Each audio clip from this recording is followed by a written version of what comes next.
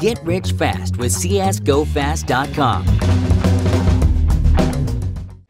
DreamHack Masters Malmö Day 4 is here, and the first quarterfinal is over with G2 defeating SK 2-1. Quite the series, I have to say. Quickly going back to the group stages, because I felt that was interesting for you, especially first match being the French rivalry.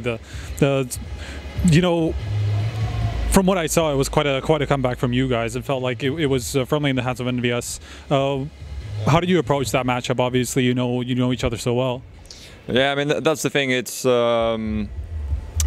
quite hard to know what they're gonna do because yeah, like we know each other very well, so we just know the big lines and some things that they don't really change. For instance, they like to play very passive in banana when they're T-side. That kind of small stuff that we know is very hard to change.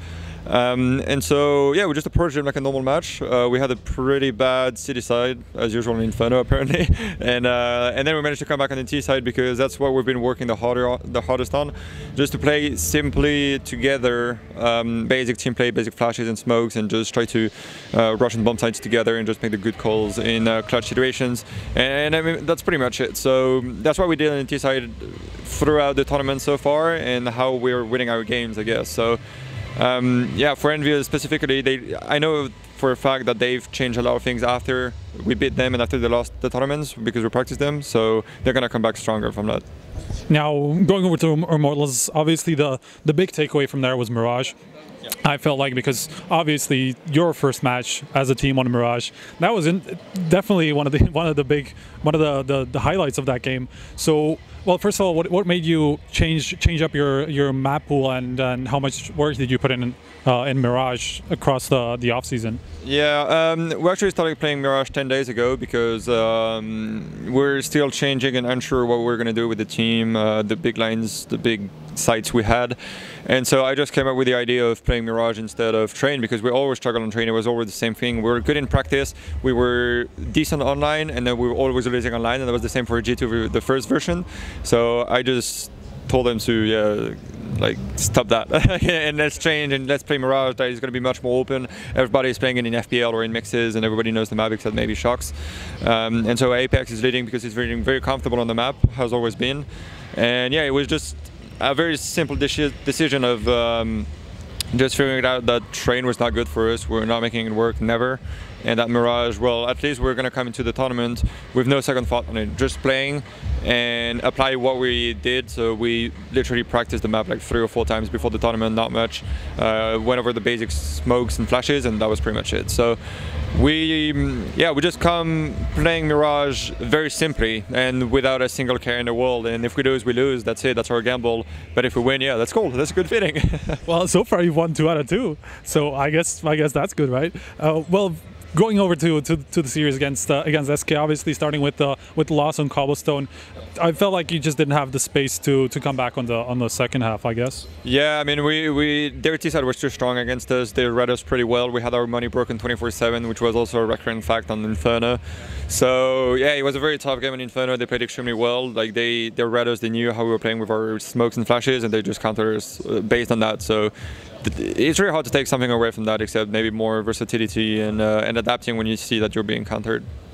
Now going over to Inferno, like you said, you know the kind of a rough first side for you guys, at least towards the beginning. Then you came back a little bit, but then the turning point came on the T side when it was 14-9 or something like that. It was such a big comeback. So where do you think was the turning point? What do you think was the main key to coming back into overtime?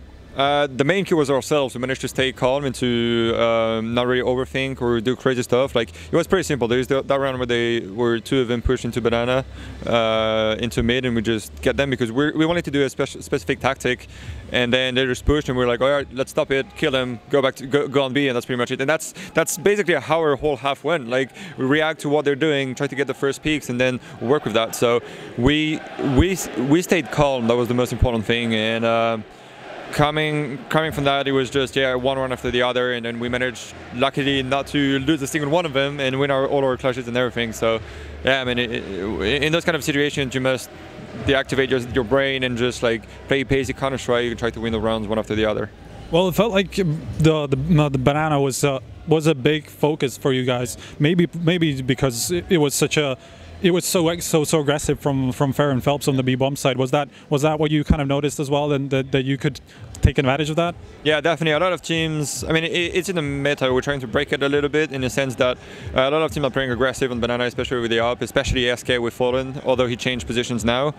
And then just take control of that, and then most likely we're going to get a kill or trade 1-for-1, and then I can lurk on the other side of the map, and then Kenny can also try to get a little kill if someone overpeaks, something like that. So we're adapting to every team we play, but when they play aggressive, we're going to contest them, because if the T's take it accordingly, then it's supposed to be their area, and so that's what we're trying to do, and trying to work on the maximum. Right. Going into Mirage, again, the map that you just were famous not to play ahead of this event, and somehow I felt like you have such a simple style in Mirage, maybe because of the fact that you just barely played it, right? So why do you think that worked against a team like SK, who seems to have the basics down a lot, and who seems to have so many pickoffs on the map, with Fer going aggressive, Phelps going aggressive? I mean, on the city side, I don't really know what to say. We just played our position and tried to hold. Kenny played pretty good in holding angles. apEX was taking all the information. Like we had a lot of map info while we were pushing both on A and on B at the same time, and so we roughly knew where they were every single time. And it was just locking down the bomb sites. Managed to get 8 rounds, which is not too bad considering we lost the pistol round. Coming on the T side, apEX has just been a master on it. Like he outplayed them, I think, by his leadership in many ways, when I had like double or triple up, and then we just split A with all the flashes and smokes and negate all the ops, and then take the bomb side, etc. It was, I mean, it's gonna sound weird, but like it was pretty simple with the way apEX called. Like he made it very easy for us to just go on the bomb sides, kill them, lock the rounds, and so yeah, I mean, again, like that map was thanks to him. Right.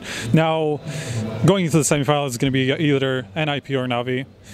You know, that's a choice between Navi, who's kind of new and who you probably don't have that much information on, or NIP, who's going to have the crown behind them. I think we heard it a couple of minutes ago, already the chance happening. So what do you think is going to be the preference? I think both teams are on the same level, more or less, because Navi has that fire because of being a new team and Navi's just an in-game leader.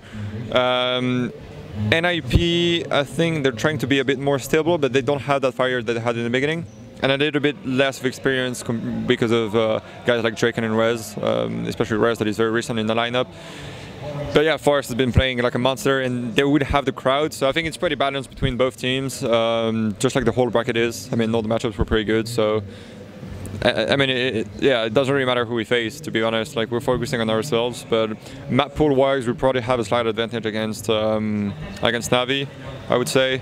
But I mean, we're not even sure what our best maps are, so you know, we're just like going into the game and playing and see if we win, regardless of the map, and we see what happens. Well, the problem is I don't think anybody knows what their good maps are right now. It seems like so kind of all over the place. Whenever we think that this team is really good on this map and the other team barely plays it, like we saw just with you against Immortals and against SK and Mirage. What do you think that comes down to? Do you have like a theory on this at all?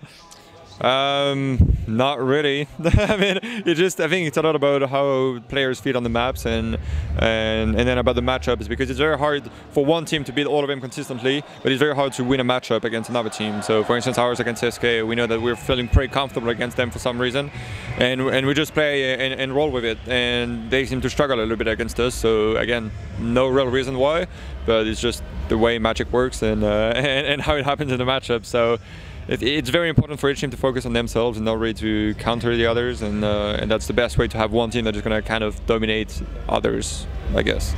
Okay, well, thank you so much. Any last words, shout outs as always? Thanks for watching us. If we play NIP, I will thank you in advance for all the persons that will not cheer for NIP and cheer for us. That's going to be a little pack of you. Yeah, thanks for the interview. Thanks G2. Thanks everyone. Thanks my family. Thanks my mom. Everybody. And yeah, see you hopefully tomorrow after the win. Yeah, tomorrow G2 is going to play against the winner of NIP and Navi. Now we're going to take a little bit of a break. Obviously we're going to come back with another interview after one of the quarterfinals for sure, hopefully the next one, so stay tuned.